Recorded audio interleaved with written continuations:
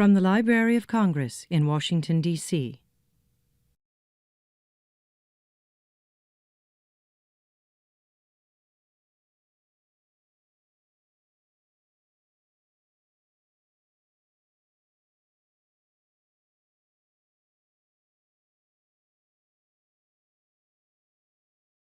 Well, good afternoon. My name is Jason Steinhauer, and I'm a program specialist with the John W. Kluge Center at the Library of Congress.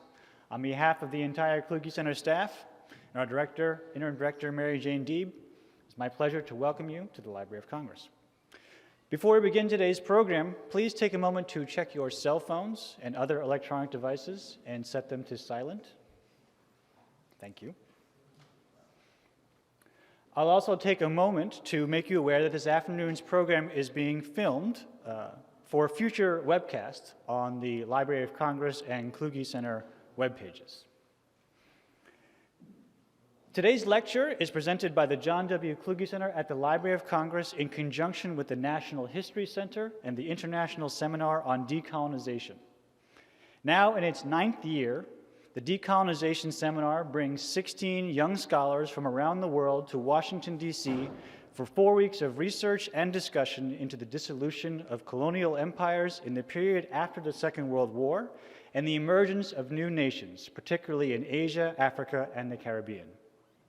In 9 years, the seminar has brought more than 100 emerging scholars from the Americas, the Middle East, Europe, Asia, and Africa to the Library of Congress to use the library's extraordinary global collections, which span 470 different languages, as well as other resources in Washington, D.C., for this important research. The transition from colonial empires to nation-states is an extraordinary and momentous period in our global story, and one that is largely responsible for the map of the world that we recognize today. The seminar has helped solidify decolonization as a distinct and emerging field within the profession of history, and the Kluge Center and the Library of Congress are delighted that our collections have informed this important scholarship. Funding for the seminar is generously provided by the Andrew W. Mellon Foundation, and the seminar is organized and administered by the National History Center of the American Historical Association. The mission of the center is to reinforce the critical role that history and historical knowledge play in public decision-making and civic life. I encourage you to visit the National History Center website to learn more about their important work. The successful collaboration for the past 9 years between the Kluge Center and the National History Center is a testament to the vision of the Kluge Center's founding director, Prosser Gifford, our recently retired director, Carolyn Brown, and Professor William Roger Lewis, a distinguished scholar of British history and the British Empire, a member of the Library of Congress Scholars Council, and conceiver of the International Seminar on Decolonization. Dr. Lewis has directed the seminar each summer since 2006, and to him we extend our sincerest thanks.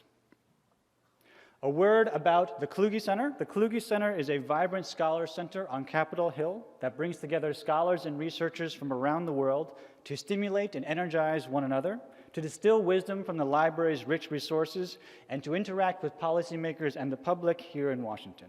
The center offers opportunities for senior scholars, postdoctoral fellows, and dissertation students to conduct research in the Library of Congress collections. We also offer free public lectures.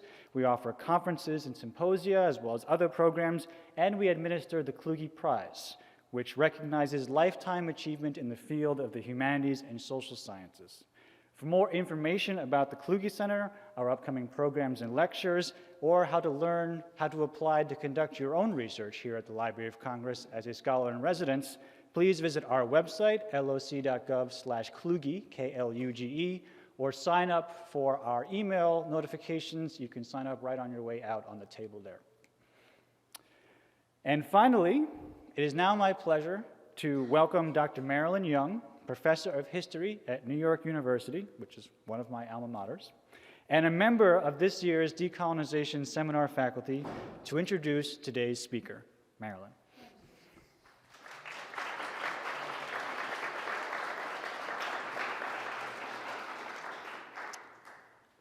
I first met Nguyen Lien-Hang at the LBJ Library at a conference on, naturally, Vietnam, when she was still a graduate student at Yale. I forgave her, her graduate advisor, and she me for my prejudices, and our friendship has flourished ever since. Hang is the first scholar to bring the Vietnam War to an English-speaking readership from the point of view of the Vietnamese. And this really cannot be overemphasized how important that contribution is.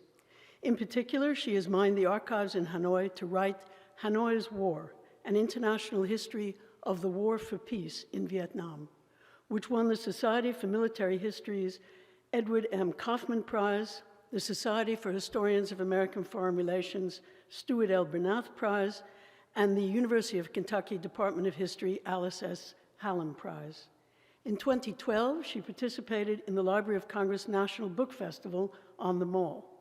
She is currently Associate Professor of History at the University of Kentucky and the General Editor of the Cambridge History of the Vietnam War, a multi-volume history to which we can all look forward.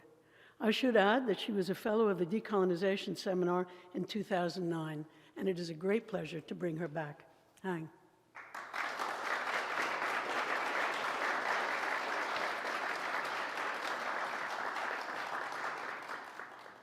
Thank you, Marilyn, for that introduction. Before I begin, I'd like to send a round of thanks to a few groups. First to the Kluge Center, to the National History Center, and especially the organizers of the International Seminar on Decolonization for inviting me to give a talk today, and to Amanda Moniz for taking care of all of the details. It's really great to be back to the seminar as an alum to present materials that I developed as a seminarian. I owe so much to the faculty, Roger, Sudhir, Dane, Philippa, Jason, and Marilyn, for really shaping my ideas and helping me articulate them in the book that Marilyn just mentioned. It's also a short way for me to say that any mistakes made today, it's also on them. Okay, so.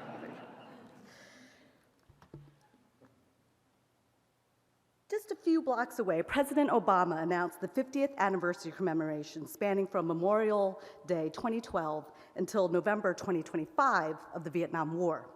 As the nation reflects back upon the war's signal events over the next decade or so, the American public will turn to the existing 30,000 Vietnam War histories to make sense of that destructive conflict and seek answers to the questions that persist today. What I would like to do is to revisit that war in light of its 50th anniversary and address some of my newer findings that potentially change how we view that conflict.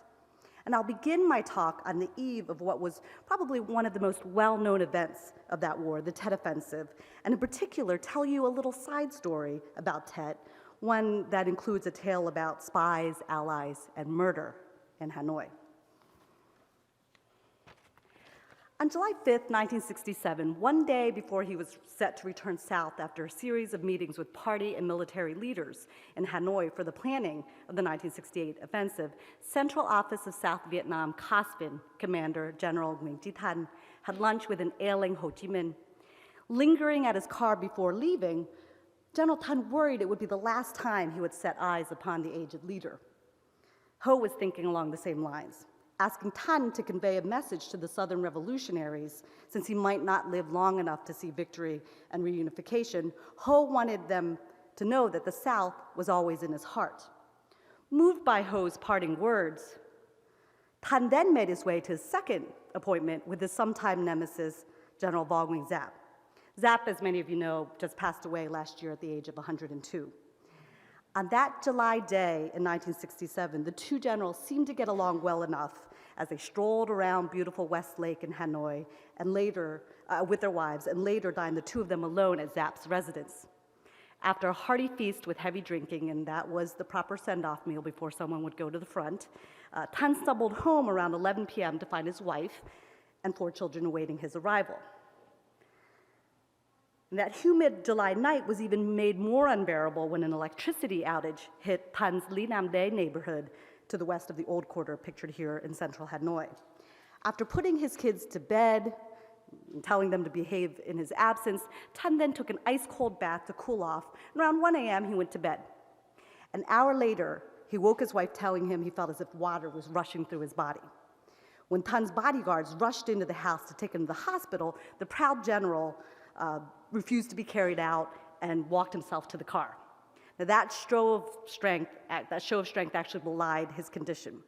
General Tan was pronounced dead of a heart attack at 9 a.m. on July 6, 1967, at Military Hospital 108.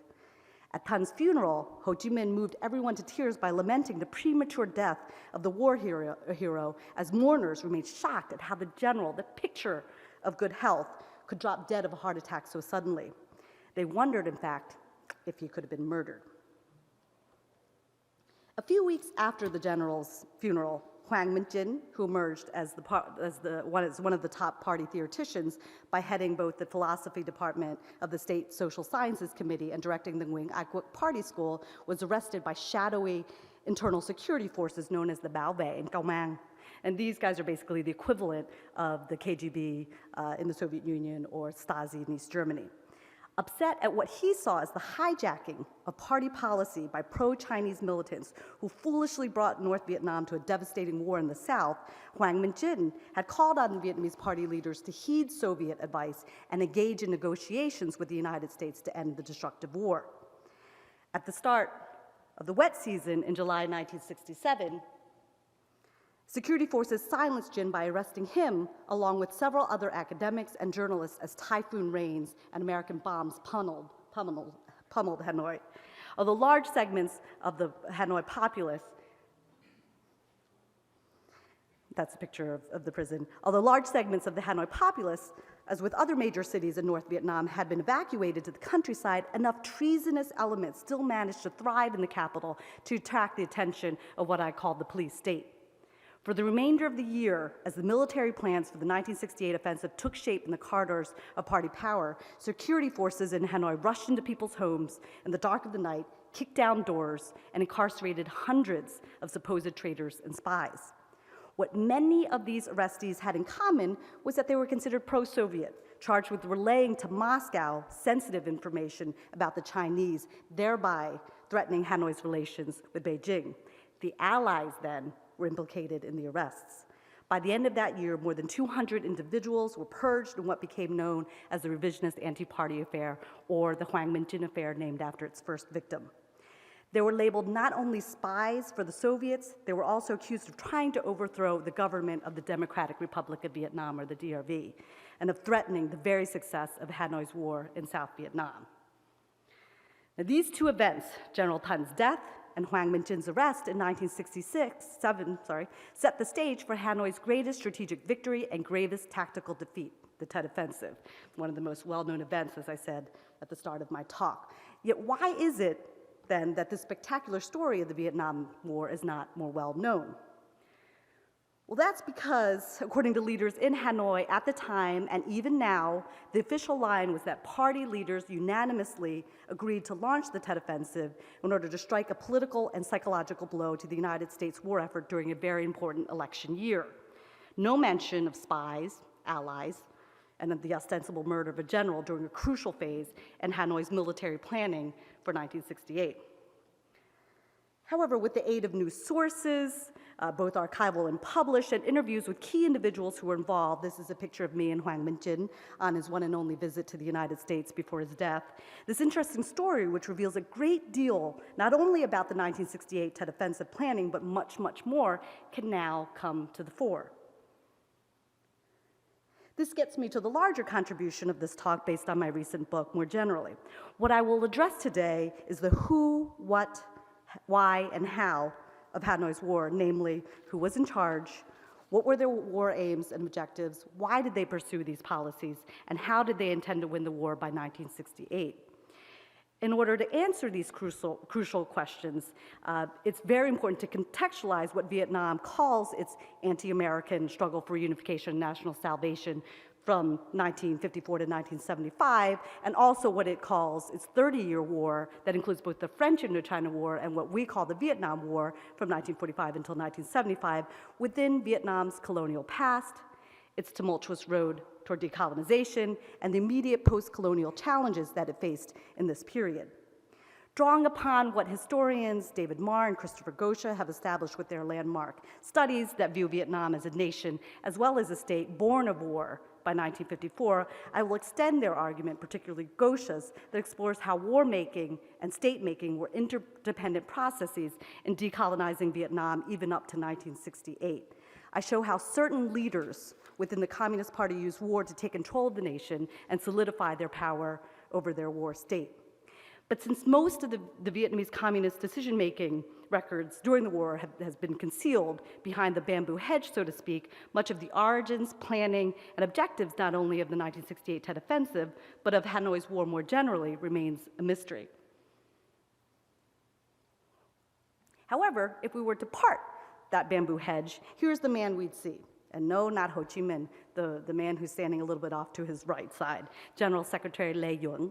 We don't know much about Liang, and he in fact wanted it that way during the war, lacking the charisma necessary to stand forth and lead what was at that point the most visible struggle for national liberation and communist war effort against the strongest superpower on earth. Argue Liang chose to stay out of the limelight and turn it over to more charismatic men like Bác Hồ, like Uncle Ho, or General Giap. But we need to shine the spotlight back on Liang. Although he hid behind others, Liang was undeniably the main architect and foremost leader of the Vietnamese communist war effort. But just who was Liang? Who was this man I argue was in charge of Hanoi's war? To understand who he was, we have to go back to the colonial period. Born Lien-Hang Nguyen in 1907 in the central region, what the French called Annam, Liang began his revolutionary career in the 1920s when he moved north to Tonkin and organized railroad workers. He officially joined the Communist Party in 1929. For Liang and a multitude of other young nationalists, the excitement of anti-colonial agitation of the 1920s soon gave way to the harsh realities of French colonial prisons in the 1930s. These prisons were basically breeding grounds for communist activity, and so it was here that Liang's revolutionary career really took off. He was arrested for the first time in April of 1931 and freed in 1936 with the advent of the Popular Front government in Paris. But he was incarcerated then once again in 1940 and not sprung from prison until the end of the war in 1945. After the Second World War, Liang had hoped to be appointed defense minister, but that went to this man pictured here on the left, General Giap, who was 4 years his junior but enjoyed a much closer relationship with Ho Chi Minh. It's been rumored that this was the beginning of Liang's disdain for Giap, which will become much more important and more apparent later in this lecture. Instead, Liang was sent to the Mekong Delta, what has been called the Wild South, to head party operations, which really was an unenviable position. In 1945, this region held a host of troubles for a Hanoi party leader. Not only were there French colonialists in a much stronger position in the South, but there were rival Southern communist leaders, dangerous Buddhist sects, and other rival nationalist groups, all with their own armies vying for power. There, Liang became head of the Southern Territorial Committee, which was renamed COSVIN with the resumption of war.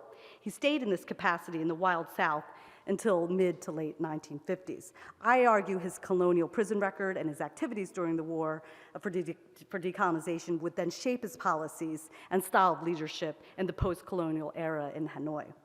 Now that we have a better picture of the background of Hanoi's foremost leader during the war, what were his war aims and objectives?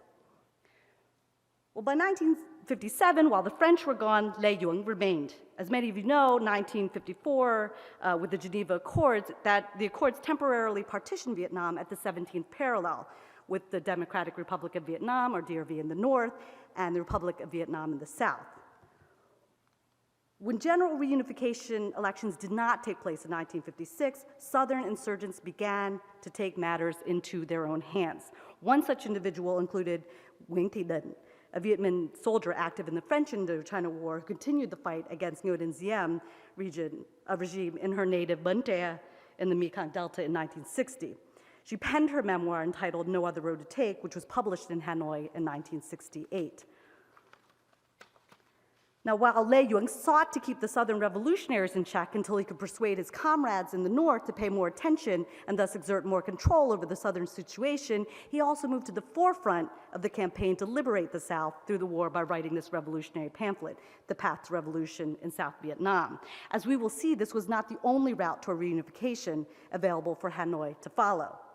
But it would be Lei Yuan's raison d'etre and his rallying cry once he came to power in the north, thus defining what would be Hanoi's aims and objectives over the next 2 decades: to privilege revolutionary war against Diem's forces first, and then a total war against the United States and its supposed puppet ally in Saigon later. But basically, just how did this guy, who failed to get the defense minister position in 1945, who was far away from party center power in Hanoi for about a dozen years, come to dominate the Communist Party in North Vietnam? This leads me to the third question then that I posed at the start. Why did Hanoi pursue its policies? In other words, why did leaders in Hanoi choose Lei Yuan's path to war? Well, in answering this question, we're also looking at Lei Yuan's rise to power. In 1957, as I mentioned, he was recalled by his comrades in the Politburo to save the party, so to speak. North Vietnam was basically at this time facing a slew of challenges in the wake of decolonization. From 1953 until 1956, the party implemented a disastrous land reform campaign and a party organizational rectification campaign that ended with the People's Army having to fire upon the people to put down demonstrations and uprisings in the countryside. Since he wasn't tainted by these policies because he was in the South, Lei Yuan was the perfect man to take over the top party spot. The party thus wanted not only a new leader, they also needed a new campaign that could rally the people to support the party's leadership once again. In this capacity, Lei Yuan became acting general secretary in 1957 and official general secretary at the Third Party Congress, pictured here, in 1960. Now, this is not to say, however, that Lei Yuan's colleagues in the Politburo wanted a full-scale war in the South that could jeopardize socialist development in the North entirely. Instead, what they passed at the 1960 Third Party Congress was Resolution 15, which was just a tepid green light to allow communist forces in the South to pick up arms for defense purposes only, while political agitation would remain the primary mode of struggle.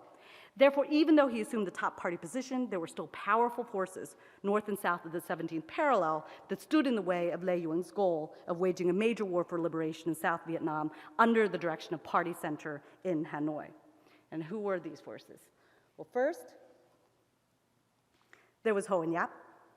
These two moderate leaders in the Politburo had front row seats in the French Indochina War. And so they didn't want to jump headlong into a full-scale war so soon after the struggle for decolonization had just ended. Rather, they knew that some limited support for armed conflict, in addition to the political agitation, was the way to go until a solution could present itself further down the road. On the other end of the spectrum, Southern revolutionaries had already begun to take matters into their own hands, as I had mentioned earlier. Lei Yuan had front row seats to this struggle, and he understood that if Hanoi didn't move to the forefront of this revolution, it could lose it entirely either to Diem's forces or, equally worse, to rival factions, even purportedly communist ones in the South. Now, unlike the Politburo and the Southern revolutionaries who believed that taking military action was unavoidable, there were many mid-level party officials and northern urban professionals who wanted nothing to do with launching a Southern war. And this would include, folks such as Hoang Minh Jin, whose arrest I began the talk with today. Jin and others wanted the party to focus the North's resources into developing the DRV economy to attain a full socialist revolution and thus reunify the country through peaceful means, namely by defeating the Saigon regime economically and politically. Finally, like the North Firsters, neither Beijing nor Moscow wanted Hanoi to reunify the country through war. Moscow basically lacked interest in the Vietnamese conflict, while Beijing had just funded 80% of Vietnam's recent war against the French. They both advised Hanoi to keep their southern allies in check and focus instead on political agitation, even though Diem refused to hold general reunification elections and was killing off revolutionaries at an alarming rate. Nonetheless, by the end of 1963, party leaders gave Lei Yuan carte blanche to launch full-scale war to liberate the South at the historic 9th plenum, just as Congress would give LBJ carte blanche with the 1964 Gulf of Tonkin resolution. Now, the story of how LBJ chose war is well known, but how did Lei Yuan manage it? In order to answer to that question, we need to look at his base of power in Hanoi. By 1963, the Sino-Soviet split was official. Mao now supported violent revolution in the Third World in contrast to Khrushchev's line of peaceful coexistence. This now meant that Lei Yuan had the foreign backing he needed. Although he never went as far as to publicly condemn Khrushchev, Hanoi under Liang abandoned its policy of equilibrium in the Sino-Soviet squabble and clearly leaned towards China. While Liang played it safe by refraining from criticizing the Soviet Union, he was much less conservative when it came to his domestic opponents.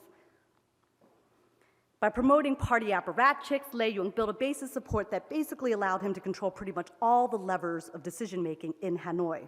With the help of his right-hand man, who virtually controlled party life as party organizational chief, Tet, who was Lê Duan's deputy in Pavin in the Mekong Delta. They were there for more than a decade. Tet also introduced Liang to his second wife. Of course, Tet was most famous for his negotiations with Kissinger by the late 60s, early 70s. With Tet, Liang possessed a clique of deputies that ensured that no one could challenge his war policies. And their first order of business, as I stated, was to silence Ho and sideline Zap, since both men opposed Liang's bid to launch a major war. With Ho, Liang browbeat the aged leader into silence. At the 1963 plenum, Liang forced Ho to abstain from the vote to go to war by using the theory of two mistakes, namely that Ho botched negotiations twice, in 1945 and in 1954.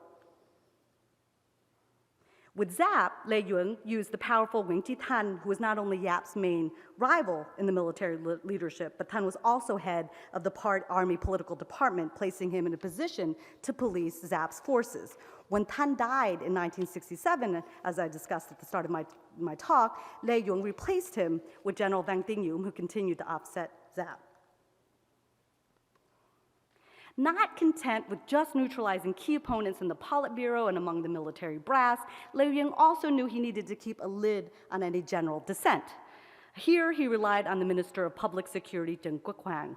Huang's forces carried out the arrests of Huang Minjin and hundreds of others during that 67 purge that I discussed at the start of the talk. By uncovering the role of Huang and his ministry, I was able to put forth an argument that Liang built what can be described as a police state. Huang's speeches, which are no longer circulating, but I have access to, offers a very interesting glimpse of how certain leaders in Hanoi tried to stamp out all opposition during a time of war.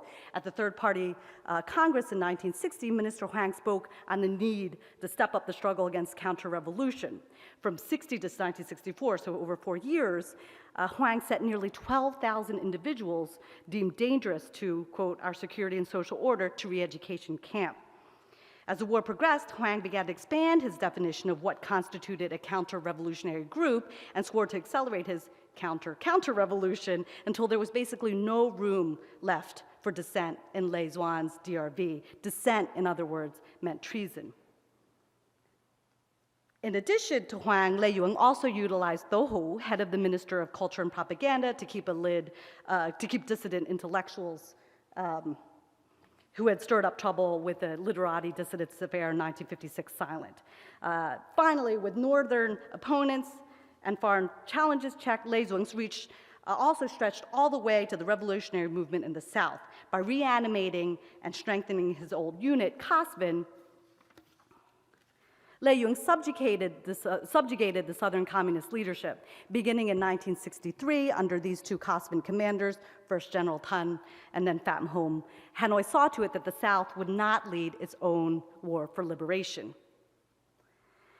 Now that Liang secured the party's approval for total war and assured that no faction could question his command with the empire he built, he could then turn to devising a political military strategy, what he termed the General Offensive, General Uprising, that could lead communist forces to victory, basically answering our fourth question of how did Hanoi intend to win the war. Now, what did Liang draw upon to formulate his strategy? First, he saw that the cities were linchpins for success. During Hanoi's glorious 1945 August Revolution, the party was able to, without much bloodshed, seize power through occupying important public administration buildings in the capital, which basically set off similar actions in cities and towns across Vietnam. Second, the 1954 Battle of Dien Bien Phu showed Liang that the masses working alongside the troops held the power to overcome staggering military odds and endure much sacrifice to win. At Dien Bien Phu, the people used their backs and bicycles to lug heavy weaponry up the side of the mountain so that their forces could lay siege to the French garrison below. Liang also drew from foreign inspiration. He appropriated aspects of Mao's three-stage process of People's War, Soviet proclivity for large-scale battles set in the cities, and even Cuban FOCO warfare, using paramilitary groups in the cities to incite a mass insurrection. The result was a strategy that called upon communist forces to launch a coordinated series of large-scale surprise attacks aimed at urban centers, which would in turn inspire the masses to rise up and topple the Saigon regime.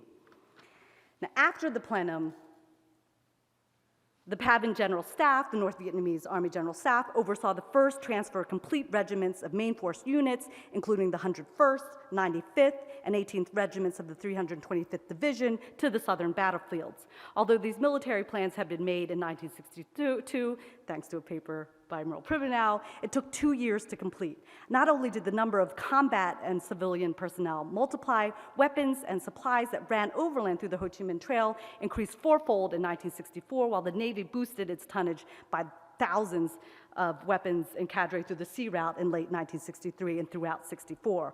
All of this allowed Liang to order his forces to implement Plan X to attack the Saigon metropolitan area, to engage South Vietnamese forces in large-scale battles, such as in the Binh Gia campaign, as well as even stepping up attacks on American bases.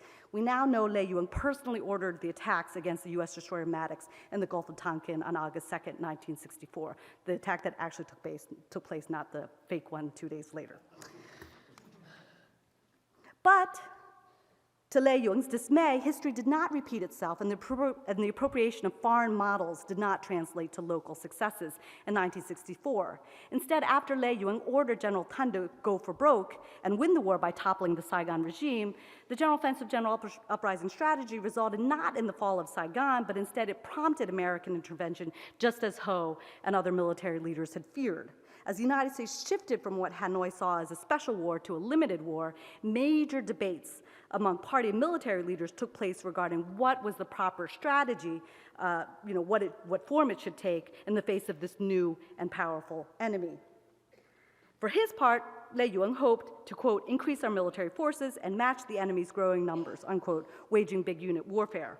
Like Washington, Hanoi hoped for a speedy military victory, not over the United States, of course, but over the South Vietnamese forces. That didn't happen, as we well know, and the initial flush of war fever soon turned to weariness as casualties mounted under General Westmoreland's search and destroy missions and as bombing expanded to cover more of the North by the end of that year. As a result, in 1966, General Giap engaged General Tan in a very public and blunt debate via print and radio in Hanoi over war strategy. Now, they didn't use their actual names, they used nom de guerre, et cetera, but everyone knew who was attacking whom in this fight that took place so publicly. Giap, a proponent of modernizing the North Vietnamese army, believed that Tan's strategy had wasted precious main force units in suicidal clashes where protracted warfare using more guerrilla units would have proven more successful given superior U.S. firepower and mobility. In defense of his strategy, Tan insisted that Westmoreland's strategy of attrition would ultimately fail because of lack of manpower and endurance. The Cosvin commander reasoned that if communist forces switched to a defensive strategy, revolutionary morale would slip. Critics in Hanoi, Tan claimed, were guilty of devising strategy in the abstract since they were too far from the battlefields of South Vietnam. This was basically a thinly veiled attack on Giap and his armchair generals who were safely ensconced in the north. At the same time that Tan had to deal with Giap, there were other attacks on Liang's war. First, there were the vocal members of the pro-Soviet North faction, most notably Lien-Hang Nguyen, who strengthened their call for negotiations at this point. Remember, they never wanted war in the first place. By 1964-65, Hanoi's tilt towards China had straightened with the onset of substantial Soviet aid. Moscow, at this point, of course, could not ignore what was taking place in Vietnam. This, in turn, rejuvenated the North Firsters and the party who had less to fear from being labeled pro-Soviet. Using the opportunity of LBJ's 37-day bombing pause in late 65, early 66, the peace faction called the Politburo to start negotiations to end the bombing over the North once and for all. These mid-level party members may have also had sympathetic, higher-ranking party members joining their cause. By 66-67, even some members who initially supported military means to victory began pushing for a diplomatic end to American intervention. The desire for negotiations existed within the Politburo, including the two men pictured here, Pham Van Dam, Prime Minister Pham Van Dam, and Ho Chi Minh. Dam, for instance, might have been working behind the scenes with the Poles and Italians during a peace attempt dubbed Marigold, the topic of a recent book by Jim Hirschberg. In addition to these internal threats, Lê Duong also had to contend with bickering allies. While the Chinese had considerable leverage over North Vietnam, Beijing controlled aid, transport, logistics, and had stationed about 170,000 Chinese troops, mainly engineering troops and anti-aircraft units in North Vietnam. Now, the Soviets provided key anti-aircraft artillery and heavy weaponry, as well as more than 1,000 advisors to operate the surface-to-air missiles. So both allies had a considerable presence in North Vietnam. And while the Chinese pushed Hanoi to wage a Maoist-style conflict with emphasis on protracted People's War, Moscow urged Hanoi to negotiate and equip communist forces to fight a conventional war in order to test Soviet military hardware against the Americans. So in many ways, they had a lot of stake, in a sense, in the Vietnamese War. In addition to pushing their style of war, the Allies also wanted the North Vietnamese to denounce the other. The Chinese constantly warned the North Vietnamese about Soviet perfidy and warned them not to accept Soviet aid. At the same time, the Soviets encouraged the North Vietnamese to denounce the Cultural Revolution, which was wreaking havoc on socialist aid transport to North Vietnam, not to mention Hanoi's war as well. So in the face of these internal and external challenges to his war leadership, by 1967, Lê Duong decided to break the stalemate on the ground by attempting a decisive victory through implementing his risky general offensive and general uprising strategy once again. In essence, he believed that the time was right to redeem his strategy and once again make a stab at winning the war by toppling the Saigon regime. Seeing the cities as tinderboxes ready to explode, and he had a lot of reason to believe this, there were the 1966 uprisings in Da Nang, Lê Duong wanted to attempt an all-out victory through coordinated attacks on all the major cities and towns in the south. Pushing his strategy through the party leadership by using the same repressive tactics that he employed in 1963, the passage of the General Offensive General Uprising Resolution in early 1968 had the effect of silencing domestic critics who wanted to prematurely negotiate, foreign allies who knew or who thought they knew how best to wage Vietnam's war, and Giap and Ho, who once again threatened his command. But unlike in 1963, Lê Duong lost his main counterweight to the moderate military and party leadership, his most devoted general, Nguyen Chi Thanh. Fortunately for Lê Duong, an ambitious young lieutenant general, General Vang Tinh Yum, stepped up to replace Thanh. And just as Thanh might have harbored ill will towards Giap, so did General Yum. A political commissar like Thanh, Yum was in charge of policing Giap's forces during the French Indochina War in the Viet Bec region. By 1960, Yum served under Giap in the National Defense Council. 7 years later, in 1967, thanks to Merle Pribbenau's article, we now know he seized the opportunity to advance his career after Than's death and at his boss's expense. Playing on Lê Duong's desire to promote his brand of military offensive, Yum requested a private meeting with Lê Duong behind General Giap's back. At their meeting, the ambitious Yum ingratiated himself to Lê Duong by criticizing Giap and supporting the General Offensive General Uprising strategy, even though he also probably harbored a lot of doubts. Meanwhile, Giap continued to voice his concerns at the military planning meetings in 1967. Although Giap agreed that some attempt at a decisive victory had to take place in 1968, he wanted to build up the strength to attack the cities and towns of South Vietnam rather than start with them, as Lê Duong's strategy would basically have communist forces do. On July 18th and 19th, nearly 2 weeks after Than's mysterious death, Lê Duong and Yum unveiled their controversial strategy at a high-level meeting, including Politburo members and the military brass. Their strategy incurred immediate resistance from the assembled group of party and military leaders, the most powerful of which came from none other than Ho Chi Minh. In his final attempt to exert authority over a revolution that he only symbolically led, Ho went on the attack. First, the aged leader questioned the, quote, subjectivity, unquote, of Lê Duong and Yum's plans, intimating that perhaps the general secretary and his senior general were being unrealistic and perhaps even overly optimistic in their goals for the upcoming offensive. Instead, Ho supported Zapp's words of position and urged caution. As we now know, Ho and Zapp's words of caution were ignored. The two leaders found themselves not only silenced as they were in 1963, but in 1967 they found themselves and their position in the party in danger at the hands of Lei Yung's police state.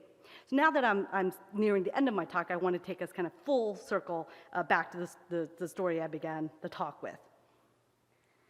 Now, prior to his incarceration on July 27th, again a mere 2 weeks after General Tun's ostensible murder, the pro-Soviet Huang Min-jin had circulated a controversial 200-page report criticizing the lack of openness and democracy in the party entitled, quote, "Dogmatism in Vietnam," unquote. Not only was Jin, along with 4 other members, journalists, and professors suspected of treasonous activities with this publication, they were accused of being part of a larger network of saboteurs, including cabinet ministers, high-ranking officers in the North Vietnamese army, leading party and government officials, national assemblymen, distinguished veterans, and other professionals who all apparently conspired to overthrow the government. Now, their arrests coincided with the tense period in Sino-Soviet relations and Vietnamese relations, with increasing pressure mounted by Beijing on Moscow and Moscow on Hanoi during a critical juncture in military planning. Lei Yung used the arrests to send a pretty clear message to his allies. To the Soviet Union, basically he was saying the DRV would not be pressured into negotiations, no matter how much you talk about it, bully us about it, et cetera. By arresting Moscow's eyes and ears into the Vietnam Workers' Party, the Communist Party, Hanoi was sending a message that the Soviet agenda would not go forward. The arrests were also meant to placate the Chinese as much as they were to deter the Soviets. Since the first group arrested was charged with passing along information to the Soviet embassy regarding the extent of Chinese activity and aid to the DRV, Hanoi was trying to reassure Beijing that it would not fall into the hands of a pro-Moscow group, even though more aid was coming from Moscow. So in a sense, the victims of the 1967 purge were sacrificed in order to maintain Hanoi's complex policy of neutrality and equilibrium in the Sino-Soviet split. On October 18th, the security forces arrested more party members, but this time the arrestees included more high-ranking and noteworthy figures, such as the well-known generals of Lawing Zapp's staff.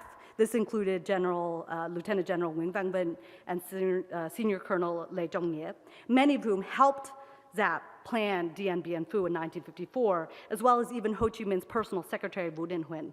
These men were meant to attend an important October 1967 meeting where Lei Yung and Van Dinh Huynh presented their plans to attack all the major cities and towns in South Vietnam. So basically, it was only after this October meeting that the plans were finally transmitted to the South, leaving Southerners a mere, how many months is that? 4 months to plan a major offensive.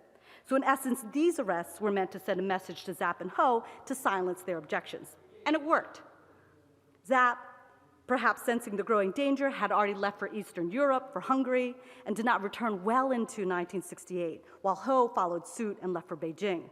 Not only were both men unable to spring their colleagues and friends from jail, by leaving, they also allowed Lei Yung's strategy to pass unopposed.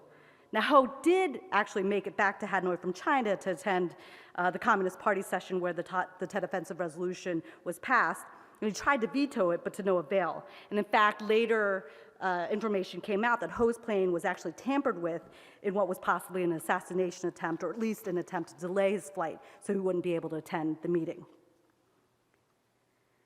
The third and largest wave of incarcerations took place on Christmas Day, 1967, and this included party members and non-party professionals who had managed to become suspect under Lei Yung's police state.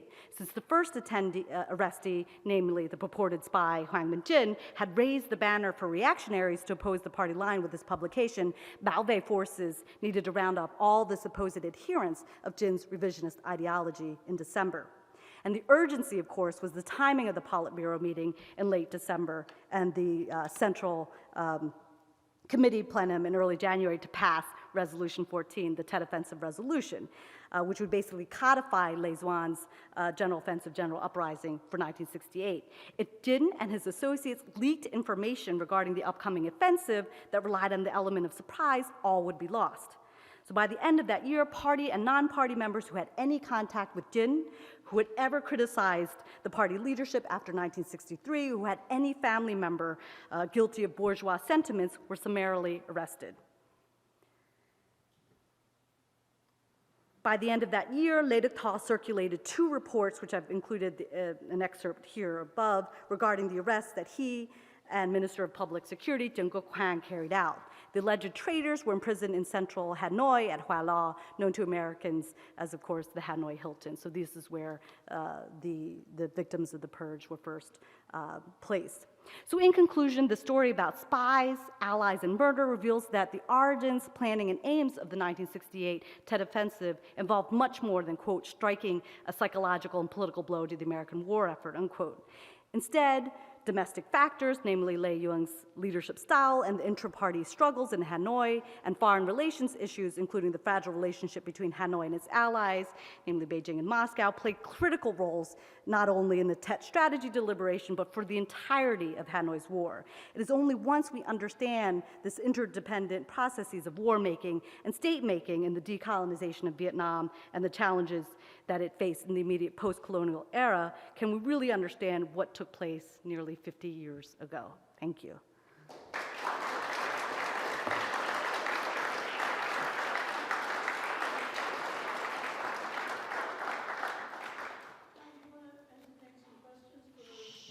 Sure.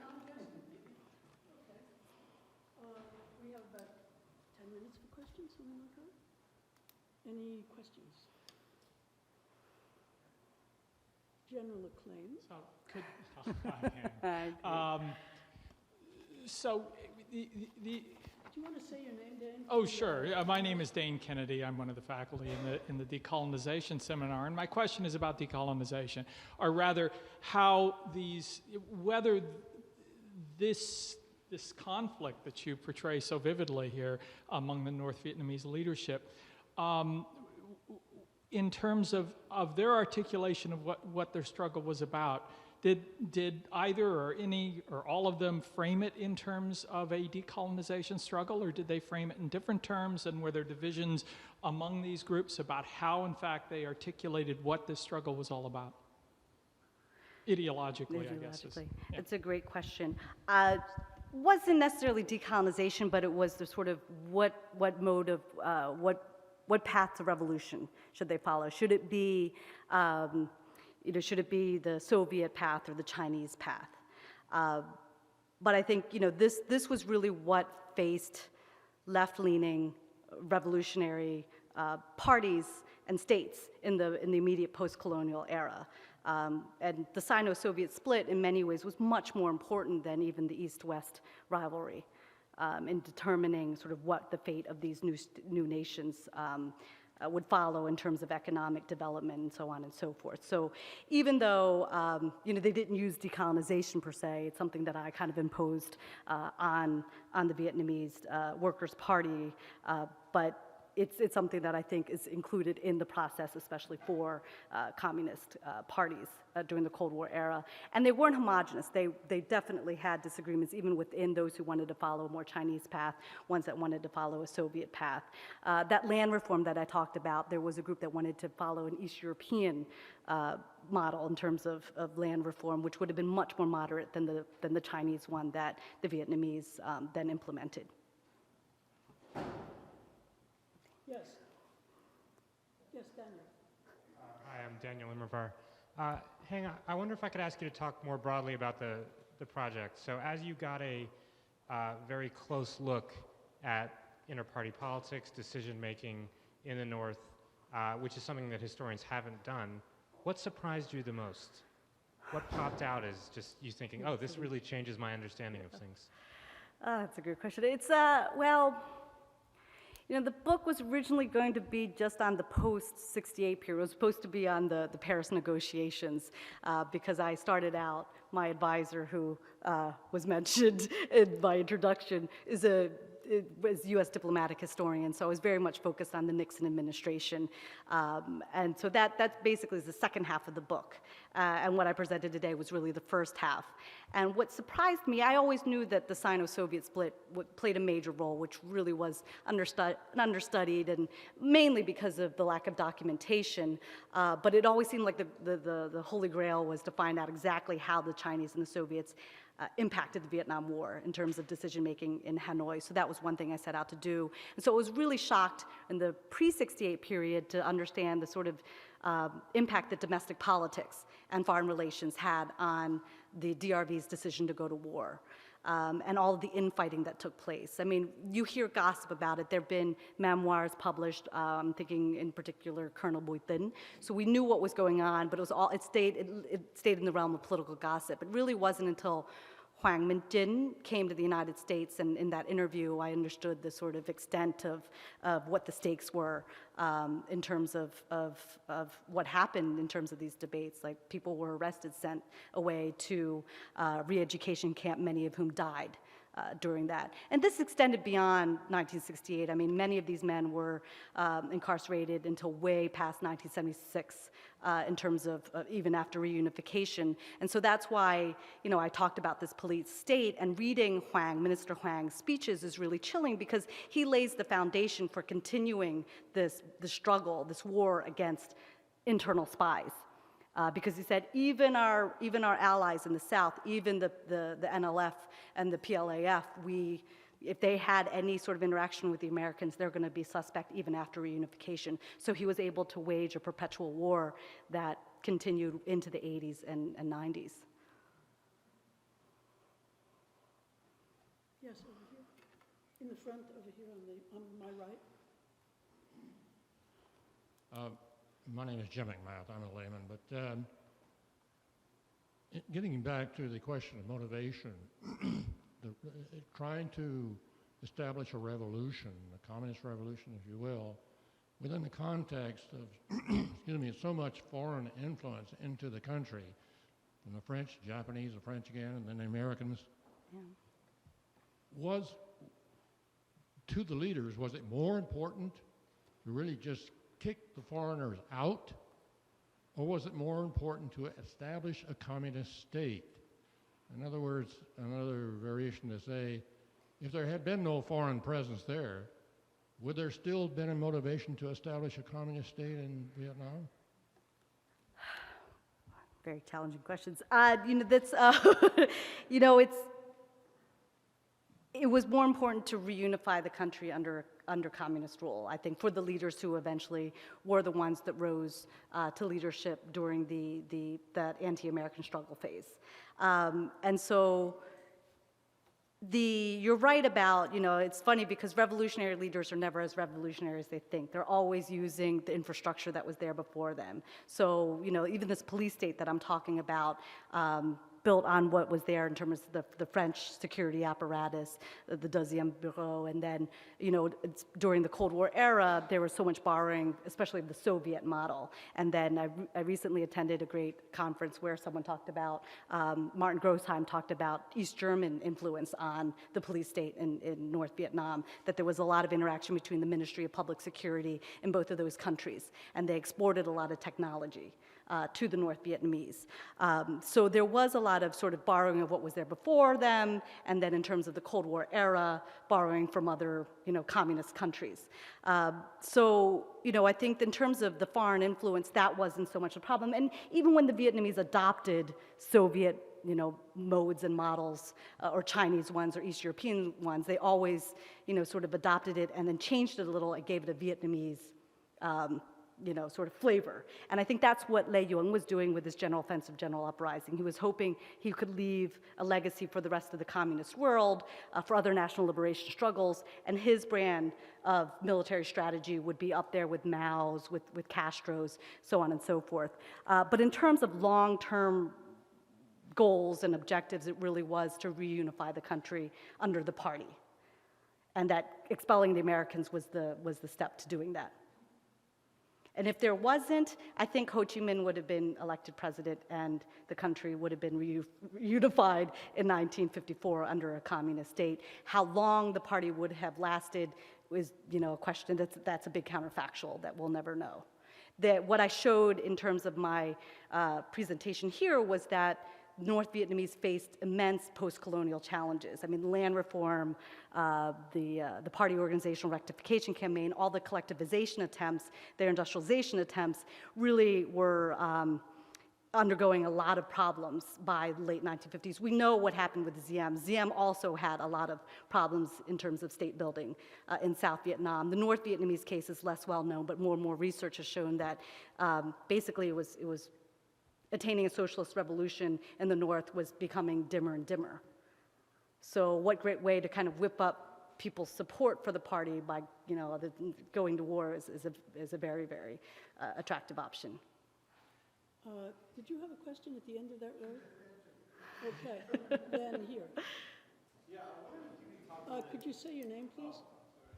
And then we'll go to the back. I'm James Wainwright with the Vietnam War Commemoration. I'm wondering if you could talk a little bit more about the aftermath of Tet then, and what, as I understand it, it doesn't go to Le Duan's plan, and how sort of that plays out. Just curious. He really did get rid of his enemies in '67. The purge, the message he sent to Ho and Zap. I mean, Ho dies in '69. Zap does come back and continues to challenge Le Duan, and I saw another case of their disputes in 1972 with the planning for the Easter Offensive. But in terms of sort of wide-scale dissent and opposition to his war planning, it really dies in '67. This was a major victory for him, domestically speaking. But in terms of actually what happens with the Tet Offensive, because all of the people who would be criticizing him are arrested, he's able to kind of drag it out until mid-1969, and only until then they try still in 1969 to topple the Saigon regime militarily, but it was only with the Cosman meeting in summer of 1969 that it's like, okay, we're gonna resort to a balance, an economy forces strategy, and sort of wage a more defensive war. So, and then I argue that he tries again in '72 to redeem his general offensive, general uprising strategy. So in terms of the domestic side and the extent of dissent that existed, it dies off by '67. That's not to say that the Minister of Public Security wasn't taking more resources from other ministries and other state groups. It continues to grow. It's like this massive gorilla that just gets bigger and bigger. Now it's like in this beautiful building designed by the Germans in Hanoi. I mean, it's this massive, very advanced structure in Hanoi. But as they continue to talk about nipping, they call it nipping in the bud campaign, that they're arresting, just ordinary folks who, and also probably some groups that were trying to conspire even after 1967. One group that I really had such sympathy for were the Yellow Musicians. They would perform songs that were banned in the DRV during the war, and that included any foreign songs, any love songs, because it was supposed to be only patriotic music was supposed to be performed. And so these Yellow Musicians, who are very much kind of like our counterculture, sort of musicians in the 1960s, in America, were basically arrested. And we have their stories now. And in fact, there was a very recent article in the New York Times about a Yellow musician who was arrested in the early 1970s, and he was just like, I love my romantic music, and I continue to play it at weddings. But he was deemed politically dangerous and subversive. We have time for two more questions. There's one in the back here, and then over here. Yes, Christopher Gray, Foreign Policy Research Institute. Hang, would you comment on what the North Vietnamese Politburo, did they make their decision, or like Duan and others, to invade the South after the Kennedy administration signaled that, unlike President Eisenhower, they would not lay waste to the North with nuclear weapons? The Kennedy administration notified the North Vietnamese of this. I think Walter McDougall and I were talking about it in January of '61. Did this influence their thinking? That's a good question. I wonder if Merle might have more. I didn't see any mention of that when I reviewed the historical record and documents on the North Vietnamese side. According to Merle's recent paper, the planning seemed to take place in earnest in 1962 with meetings with the Chinese in terms of beefing up the presence in the South. And that's when you had planning for regiment size units to start going south, was in 62, and that was before Diem, before the assassination of Diem and Kennedy. So it showed that that wasn't such a pivotal moment, that it wasn't because of the chaos in the United States and South Vietnam that made the North Vietnamese want to launch full-scale war, that they were already planning it earlier. Last question, you, sir. He needs a microphone, please. Thank you. John Carlin, retired official historian. Did Tran Van Traal play any role at all in all of this, or was he just too far south or too far down the chain of command? No, I have so he does, and he plays he comes up in my book. Of course, he's one of the regroupees, Deng Bang Da, who wrote History of the Bulwark, B2 Theater, and one of the very first sources that we heard about in terms of why did the North not give us Southerners enough time to prepare for the Tet Offensive really came from his work, and wasn't it announced at a Columbia conference in the 1990s that this came out, and so this was the first way we knew that there was any sort of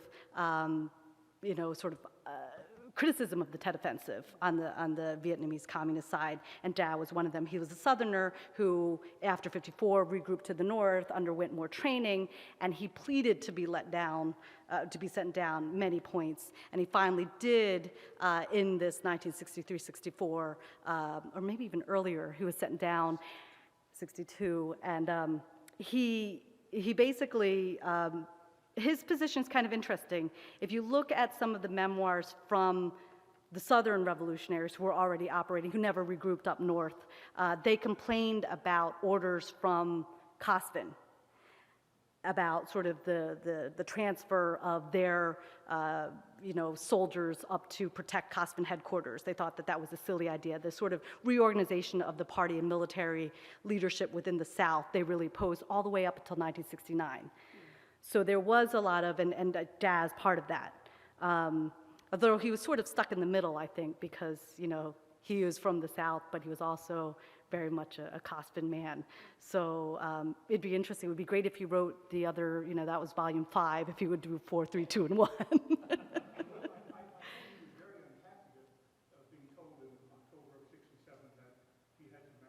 Yes.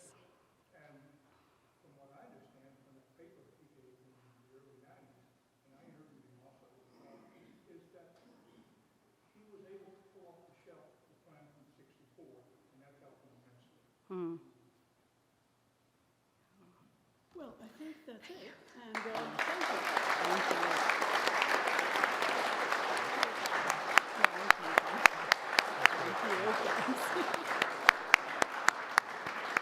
Thank you to our speaker, Dr. Nguyen, and thank you to Marilyn as well. Thank you for all for coming. We are back here next Tuesday on the 22nd for a lecture on the referendum in West Africa in 1958. So please do join us for that. We'll send out notifications about that via email. So if you'd like to receive that and other information, please do sign up for our list. Also visit the National History Center's website. And we invite you to join us for wine, coffee, and some light refreshments in the back to continue the conversation. So thank you.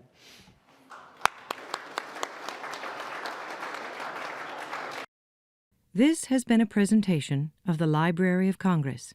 Visit us at loc.gov.